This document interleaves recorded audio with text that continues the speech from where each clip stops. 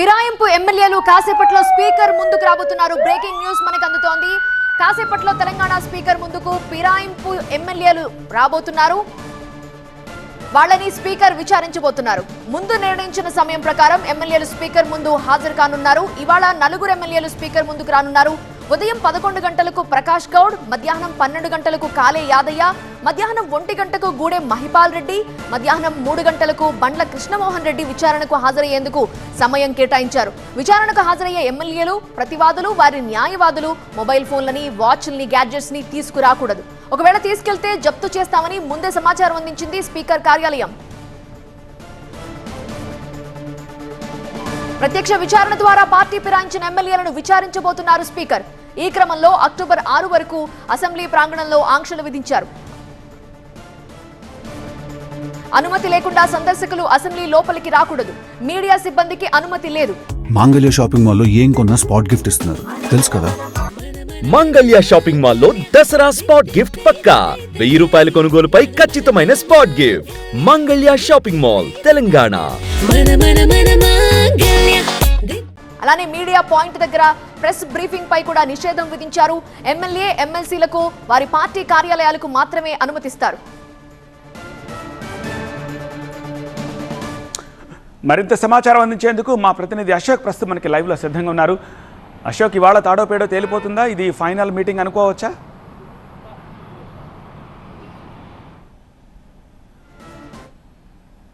నోటీసులు ఇవ్వడం జరిగింది. ఆ 4 కొద్దిసేపట్లో అంటే ఈ రోజు మొత్తంలో హాజరయ్యే అవకాశం కనిపిస్తుంది. అయితే పూర్తి స్థాయిలో అందరినీ విచారించిన తర్వాతే స్పీకర్ నిర్ణయం తీసుకుంటారని మాత్రం వేచి చూడాల్సిన అవసరం కనిపిస్తుంది. బట్ ఈ రోజు మాత్రం చాలా కీలకమైన పరిణామాలు అయితే చోటు చేసుకునే అవకాశం ఉంది సత్య. ఎందుకంటే మార్నింగ్ నుంచి కూడా ఇక్కడ ఆంక్షలు విధించడం జరిగింది. 6 వరకు కూడా ఇదే ఆంక్షలు కొనసాగుతున్నాయి. అడ్వకేట్స్ ఇప్పటికే ఇక్కడికి చేరుకోవడం జరిగింది. అటు బీఆర్ఎస్కి ఎవరైతే ఆరోపణ ఇవ్వడం జరిగిందో, ఆరోపణలు చేయడం జరిగిందో వాళ్ళు సంబంధించినటువంటి అడ్వకేట్లు కావచ్చు, వాళ్ళకి సంబంధించినటువంటి చింతా మోహన్ కావచ్చు, అలాగే అటు సంజయ్ కావచ్చు ఇక్కడికి చేరుకోవడం జరిగింది. అలాగే అటు కాంగ్రెస్కి సంబంధించినటువంటి ఎమ్మెల్యేలకు సంబంధించినటువంటి కాంగ్రెస్ తరఫున జాయిన్ అయ్యారని చెప్తున్న ఆరోపణలు ఎదుర్కొన్నటువంటి ఎమ్మెల్యేలకు సంబంధించిన అడ్వకేట్లు కూడా ఇప్పటికే ఇక్కడికి ఎమ్మెల్యేలకు సంబంధించిన అడ్వకేట్లు కూడా చేరుకోవడం జరిగింది. రాజగోపాల్, తులసి రాజగోపాల్ అటు ఫిరాయింపుదారులకు సంబంధించినటువంటి ఎమ్మెల్యేల తరఫున ఆయన వాదిస్తున్నారు. మిగతా రామచంద్రరావు అలాగే మిగతా అడ్వకేట్లు అటు బీఆర్ఎస్ ఎమ్మెల్యేల తరఫున వాదిస్తున్న నేపథ్యం మనం చూస్తున్నాం. బట్ కీలకమైన పరిణామాలు అయితే ఈరోజు చోటు చేసుకుని ఉన్నాయి. అటు స్పీకర్ పేషీలో 11 గంటలకు విచారణ కొనసాగుతుంది. అయితే ఇలాంటి అంశాలు ముందుకు వస్తారని మాత్రం వేచి చూడాల్సిన అవసరం కనిపిస్తుంది. మొదటి నుంచి కూడా ఏదైతే మేము పార్టీ మారలేదని చెప్పి ఆల్రెడీ ఒక పిటిషన్ ఇవ్వడం జరిగింది. అఫిడవిట్ రూపంలో స్పీకర్ ఛాంబర్లో ఇచ్చిన నేపథ్యంలో ఇటు ఈ తరపు న్యాయవాదులు అటు సైడ్ నుంచి న్యాయవాదులు ఏ విధంగా చర్చించుకోవడానికి మాత్రం వేచి చూడాల్సిన అవసరం కనిపిస్తుంది. సాయంత్రం వరకు కూడా ఈ విచారణ కొనసాగే అవకాశం కనిపిస్తుంది. ఒక్కొక్క ఎమ్మెల్యేకి 1 అవర్ టైంని కూడా కేటాయించినట్టుగా తెలుస్తుంది. అయితే అటు బీఆర్ఎస్కి సంబంధించినటువంటి ఆరోపణలు చేసినటువంటి ఎమ్మెల్యేలు పూర్తి స్థాయిలో ఇప్పటికే వాళ్ళకి సంబంధించినటువంటి ఆధారాలు కూడా ముందు పెట్టిన నేపథ్యం మనం చూసాం.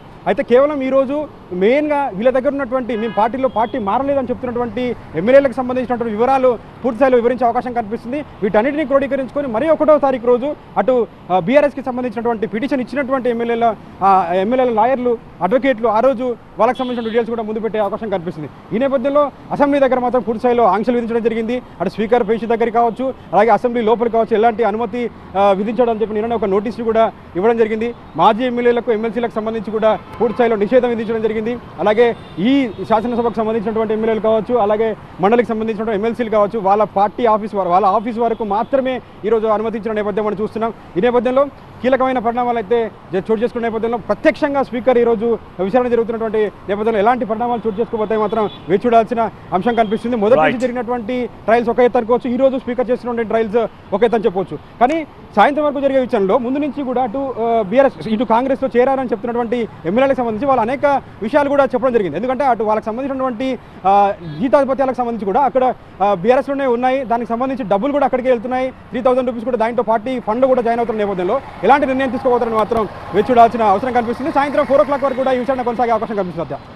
All right Ashok.